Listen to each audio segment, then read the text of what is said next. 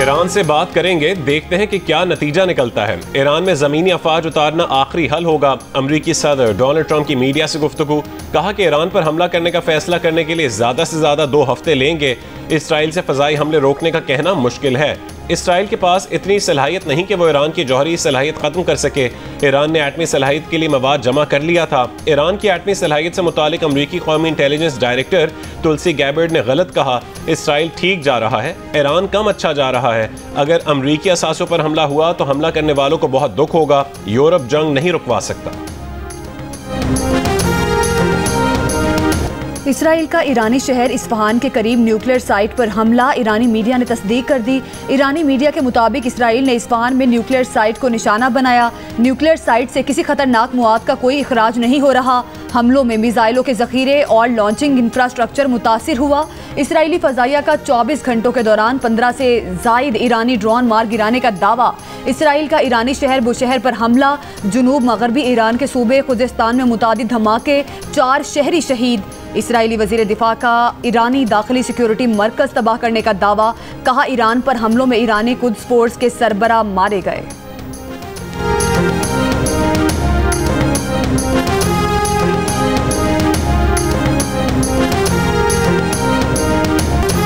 Iran का आज सुबह सवेरे इसराइल पर फिर मिसाइल हमला। तल अवीव में कई धमाके, बस्ती इसराइल में रिहायशी इमारत में आग लग गई। इसराइल के फौजी मराकज़, 2 फ़ज़ाई अड्डे, दिफाई सनतें और कमांड एंड कंट्रोल मराकज़ निशाना। इसराइली मीडिया के मुताबिक हाइफा पर ईरान के मिसाइल हमले में जख्मियों की तादाद 45 हो गई। ईरानी हमले से हाइफा में इमारतों, तिजारती मराकज़ और गाड़ियों को नुकसान पहुंचा। ईरान का दिमोना में इसराइल के एटमी रिएक्टर पर भी मिसाइल हमला।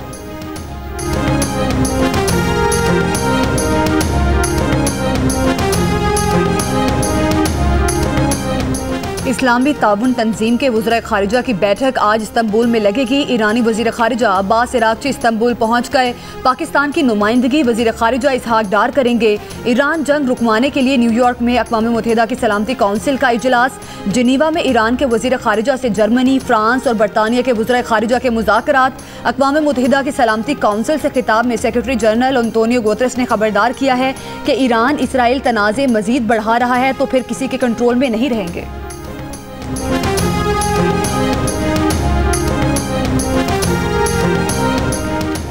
ईरान इसराइल तनाज़े के हल के लिए पाकिस्तान कोई भी किरदार अदा करने के लिए तैयार है। वज़ीर आज़म शहबाज शरीफ के अमरीकी वज़ीर ख़ारजा मार्को रूबियो से फ़ोन पर गुफ्तगू, मामला मुज़ाकरात और सिफारतकारी से हल करने पर जोर। फील्ड मार्शल आसिम मुनीर की सदर ट्रंप से मुलाकात को मुस्बत करार दिया, कहा कि वो भारत के साथ तमाम तस्वीया तलब मामलात पर बातचीत के लिए तैयार हैं। BLA और TTP समेत तमाम शिद्दत पसंद गिरोहों के खिलाफ कार्रवाई जारी रखने का आज़म। अमरीकी वज़ीर ख़ारजा ने कहा है कि पाकिस्तान के ईरान से बेहतरीन ताल्लुकात हैं। पाकिस्तान ईरान के साथ जारी अमन कोशिशों में अपना किरदार जारी रखेगा। इलाकाई और आलमी अमन इस्तेहकाम के लिए पाकिस्तान से करीबी ताउन जारी रखने की यकीन दहानी। वज़ीर आज़म की अमरीकी सदर ट्रंप और वज़ीर ख़ारजा रूबियो को पाकिस्तान के दौरे की दावत। सदर ट्रंप से जल्द मिलने की ख्वाहिश का भी इजहार।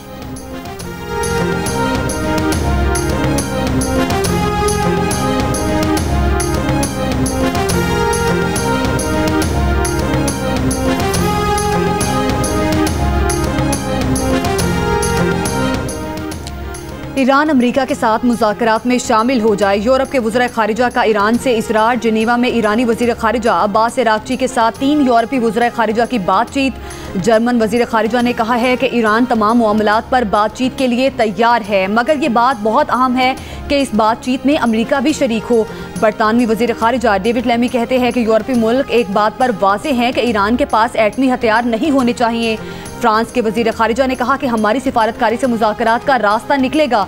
हम इस सिफारतकारी के लिए अमरीका और इसराइल के साथ भी राब्ते में हैं और खित्ते के दूसरे मुल्क भी हमारे राब्ते में हैं। यूरोपीय खारिजा पॉलिसी चीफ ने कहा कि हमें तेहरान के साथ बातचीत जारी रखने की ज़रूरत है।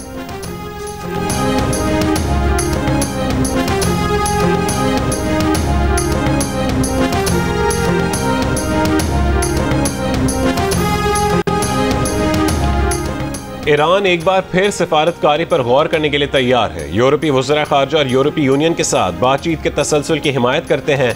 ईरानी वज़ीर ख़ारजा अब्बास इराक़ची की यूरोपीय वज़ीर ख़ारजा से मुज़ाकरात के बाद गुफ्तगू। कहा कि ईरान की दिफाई सलाहियतों पर कोई बात नहीं की जा सकती। यूरोपीय रहनुमाओं से मुस्तकबिल करीब में दोबारा मुलाकात के लिए तैयार हैं। तर्जुमान ईरानी हुकूमत फातिमा महाजरानी का कहना है कि इसराइल के खिलाफ हमले मुल्की दिफा में हैं।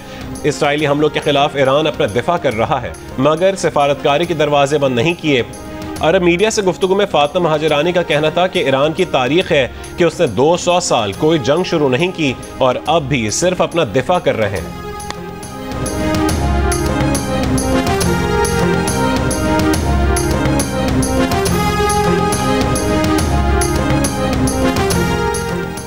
हुकूमत पाकिस्तान ने अमरीकी सदर को नोबेल अमन इनाम 2026 देने की सिफारिश करने का फैसला कर लिया।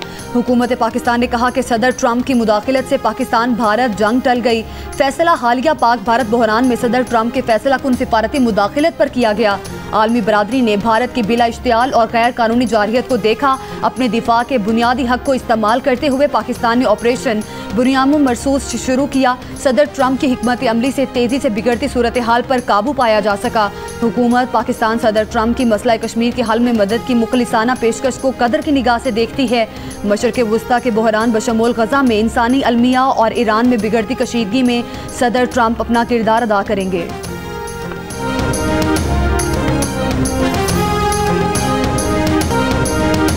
अमरीकी सदर ट्रंप ने कहा है कि भारत और पाकिस्तान दोनों के साथ अमरीका ट्रेड डील पर बातचीत कर सकता है। न्यू जर्सी में सहाफ़ियों से गुफ्तगू में पाक भारत जंग बंदी पर भी गुफ्तगू। कहा कि पाकिस्तान भारत के जंग बंद करवाने पर उन्हें नोबेल प्राइज मिलना चाहिए मगर नोबेल प्राइज सिर्फ लिबरल्स को मिलता है, ये लोग उन्हें नहीं देंगे।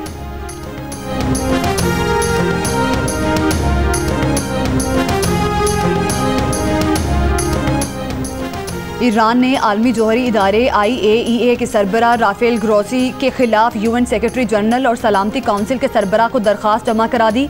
अक़वाम मुत्तहिदा में ईरानी सफ़ीर अमीर सईद एरवानी की ईरान के पुरअमन एटमी सरगर्मियों के हवाले से ग्रोसी के रवैये की मजम्मत।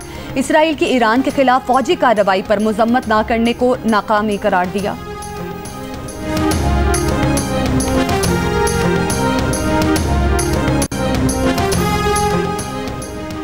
बिलावल भुट्टो जरदारी ने कहा है कि जंग हारने के बाद भारत की कोशिश थी कि सिफारती महाज पर पाकिस्तान को हराए। भारत सिफारती सतह पर भी नाकाम रहा और पाकिस्तान ने ये जंग भी जीती। अब अमेरिका के सदर भी कहते हैं कि मसला कश्मीर के हल के लिए बातचीत करवाने पर तैयार हैं। अमेरिका भी तस्लीम कर रहा है कि पाकिस्तान दहशतगर्दी नहीं फैलाता।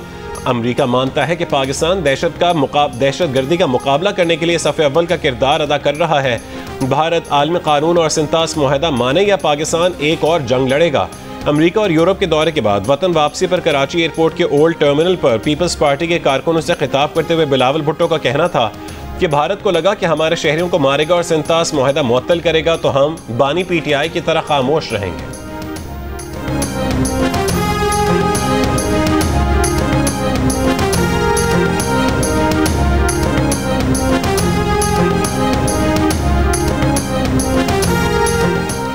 चेयरमैन PTI बैरिस्टर गौहर का कहना है कि ईरान का दिफा करने का हक है। ईरान का वफ़द जिनेवा गया है, उम्मीद है जल्द अमन बहाल होगा।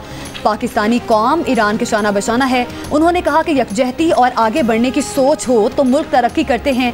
यकजहती के लिए हुकूमत को पहल करनी चाहिए। अपोजिशन की जानिब से यकजहती के लिए संजीदा कोशिशें की गई।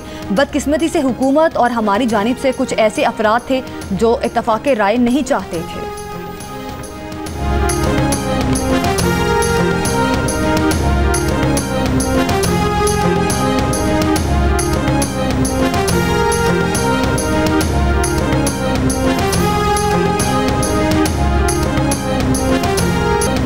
पीपल्स पार्टी की चेयरपर्सन और पाकिस्तान की पहली खातून वज़ीर आज़म मोहतरमा बेनज़ीर भुट्टो शहीद की 72वीं सालगिरह।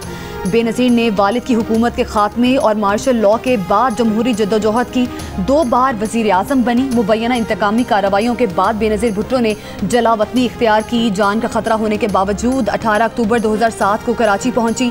27 दिसंबर 2007 को रावलपिंडी के लियाकत बाग में जलसे के बाद उन पर जानलेवा हमला हुआ जिसमें बीबी शहीद होकर अमर हो गई।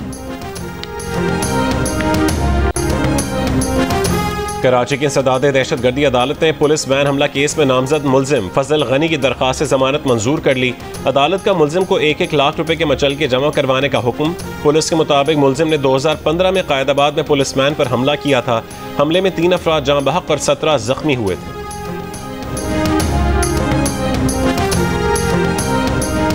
पंजाब में आज से प्री मॉनसून सीजन के आगाज का इम्कान। पंजाब के बेशतर अजला में आज बारिश की पेशगोई। बारिश से गर्मी और हीट वेव की शिद्दत में कमी का इम्कान।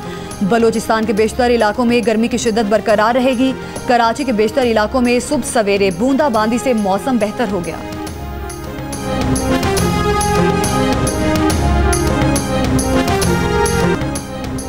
सबाबी में IDS गदून के करीब नामालूम मोटरसाइकिल सवारों की फायरिंग से 2 पुलिस एहलकार शहीद हो गए। दोनों पुलिस एहलकार होटल में खाना खा रहे थे।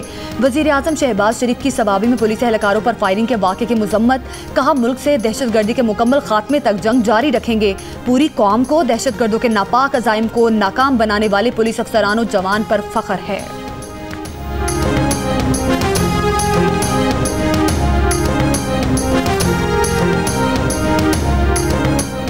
मुजफ्फरगढ़ में चाइल्ड पोर्नोग्राफी से मुतासरा एक और लड़के का पुलिस से राबता। कहा कि 2 साल कबल मुलजिम ने डेरे पर उससे और कज़न से बदफेली की। मुलजिम वीडियोस के जरिए ब्लैकमेल करके हज़ारों रुपए बटोरता रहा। पुलिस के मुताबिक मुलजिम को गिरफ्तार करके मुकदमा दर्ज किया जा चुका है।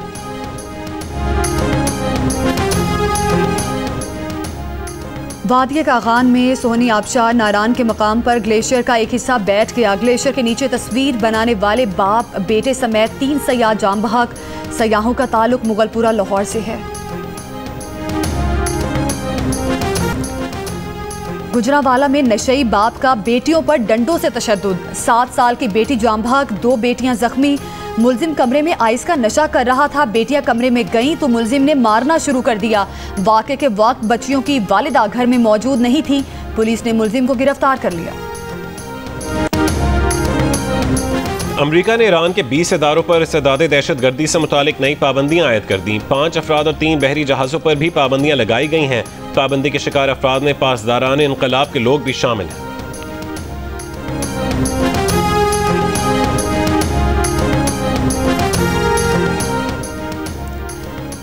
इसराइली फोर्सेस के हमलों में मजीद 31 फ़लस्तीनी शहीद। इसराइली फौजी तैयारों की रिहायशी इमारतों पर बमबारी। शिमाली गजा में शदीद फ़ज़ाई हमले। 24 घंटों के दौरान इसराइली हमलों में 92 फ़लस्तीनी शहीद हो चुके हैं। अक़वाम मुत्तहिदा और दीगर आलमी इदारों का गजा की सूरत हाल पर शदीद तहफ़्फ़ुज़ात का इजहार।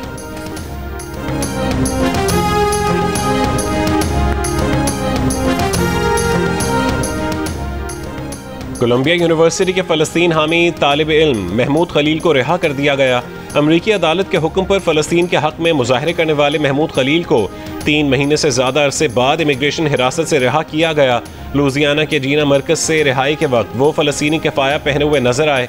अदालत ने तस्लीम किया कि उनकी गिरफ्तारी फ़लस्तीन के हक़ में तकरीर की बिना पर हुई।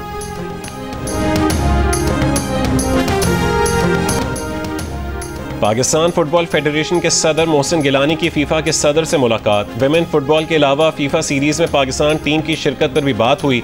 मोहसिन गिलानी ने पाकिस्तान फुटबॉल फेडरेशन और पाकिस्तान फुटबॉल की तरक्की के लिए प्लान से आगाह किया।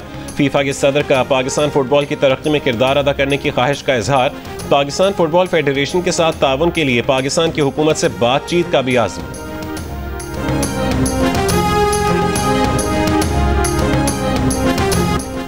दुनिया के बुलंद तरीन पोलो ग्राउंड में रंगारंग शंदूर पोलो फेस्टिवल का दूसरा दिन। 2 रोज़ा फेस्टिवल पाक फौज, खैबर पख्तूनख्वा टूरिज्म अथॉरिटी और चित्राल स्काउट्स के ताउन से मुनक्किद किया जा रहा है।